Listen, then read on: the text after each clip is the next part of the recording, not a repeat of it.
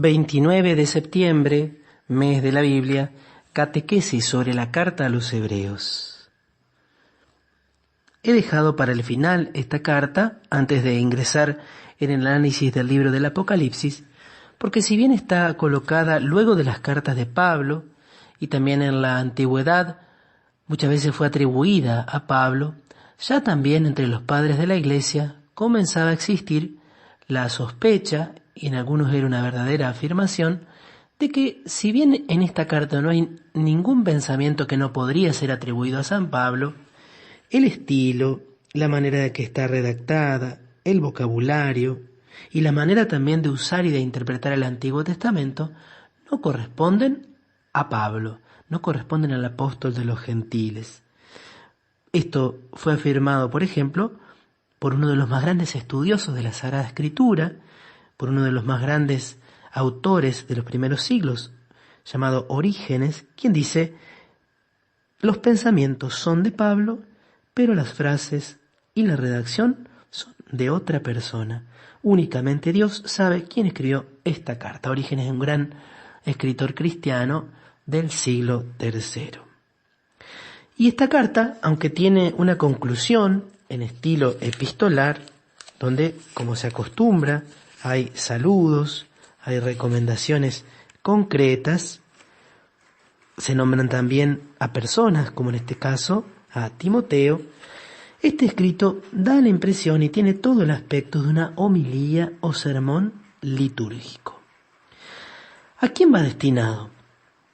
Son personas que tienen necesidad de unas palabras de exhortación porque su fe estaba en peligro. Nuevamente aparece este tema tan clásico de la gran mayoría de las cartas que hemos ido analizando. Eran personas que después de un primer entusiasmo, de su conversión y de su entrega a Cristo, se habían dejado arrastrar por la fatiga y el desaliento.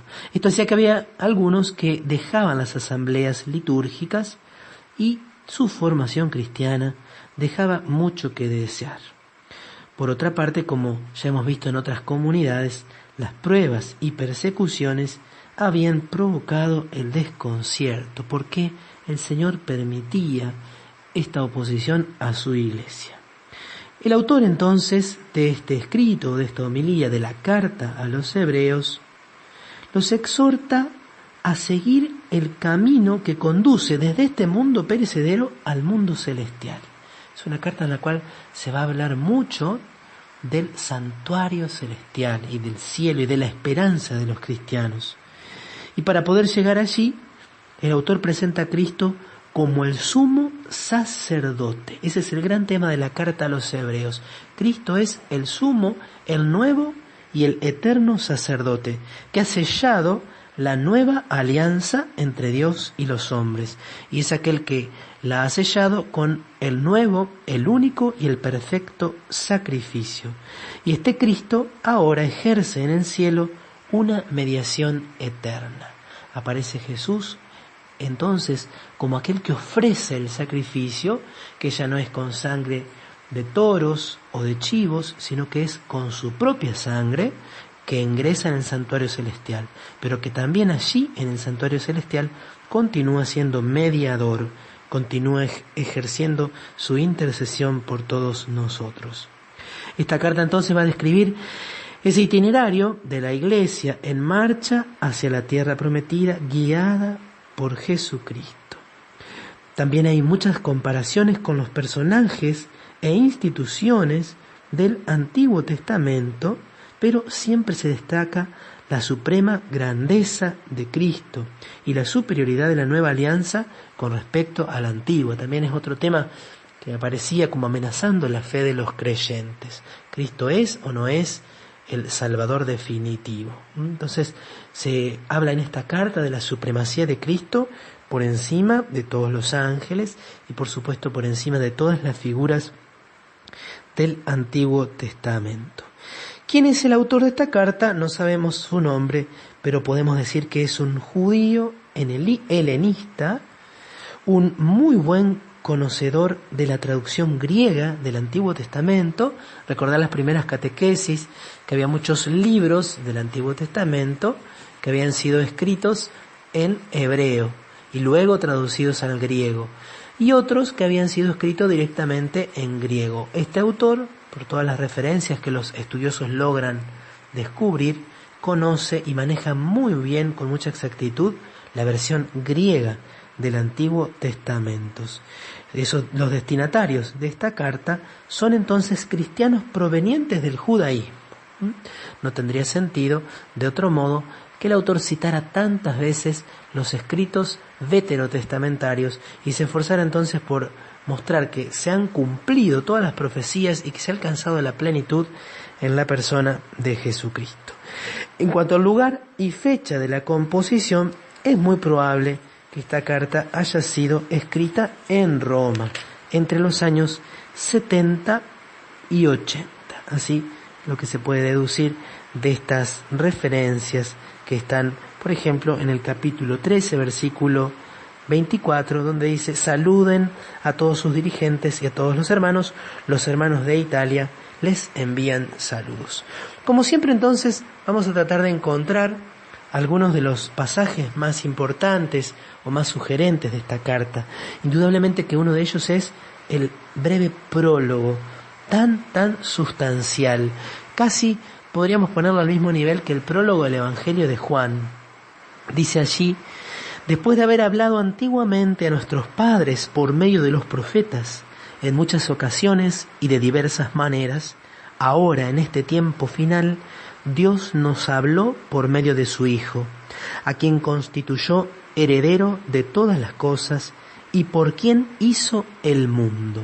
Y ahora vienen algunas afirmaciones sobre Cristo, ¿sí? Mostrando una cristología muy avanzada, muy evolucionada. Él es el resplandor de su gloria y la impronta de su ser. Él sostiene el universo con su palabra poderosa y después de realizar la purificación de los pecados, se sentó a la derecha del trono de Dios en lo más alto del cielo.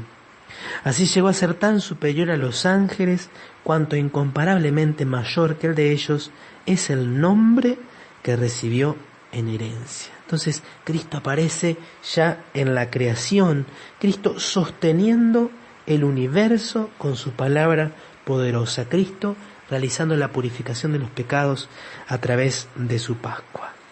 Se afirma entonces en el capítulo 1, citando muchos textos del Antiguo Testamento, la superioridad de Cristo sobre los ángeles y sobre todas las demás criaturas. Se habla también allí en el capítulo 2 de la redención. Y a partir del capítulo 3 comienza a hablarse del sacerdocio de Cristo. Comienza a llamarse a Jesús apóstol y sumo sacerdote de la fe que profesamos. Se lo menciona como superior a Moisés y se habla de él como el sumo sacerdote insigne que penetró en el cielo. Pero este sacerdote no es incapaz de compadecerse de nuestras debilidades.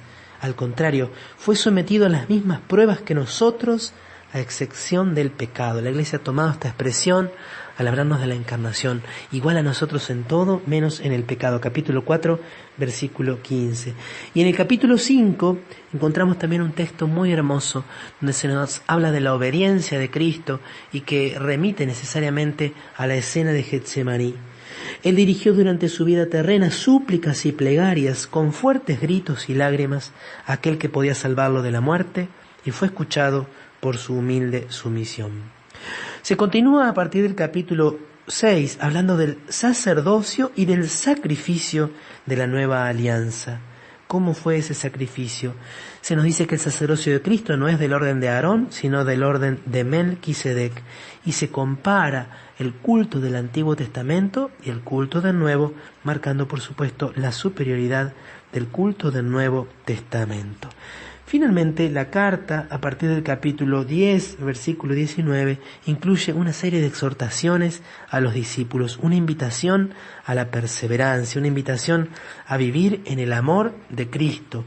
Recuerden que estamos rodeados de una verdadera nube de testigos, capítulo 12, versículo 1, despojémonos de todo lo que nos estorba y corramos resueltamente al combate que se nos presenta.